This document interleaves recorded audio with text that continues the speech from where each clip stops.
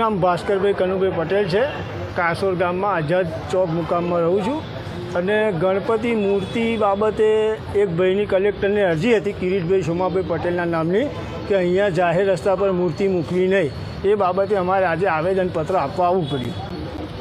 શું કારણો છે મૂર્તિ નહીં મૂકવા દેવાના? મૂર્તિ નહીં મૂકવાના કારણ એમના પર્સનલ ઇસ્યુ છે.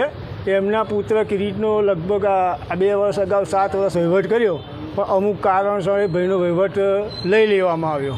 અને હાલ બધા ફળિયાના લોકો ભેગા થઈને સામૂહિક એક સંપ થઈને વહીવટ કરે છે, પણ એમને એમના છોકરાનો વહીવટ જે ગતો રહ્યો છે એ બિલકુલ ગમતું નહીં. એટલે ગમે તેવા ઇસ્યુ ઊભા કરીને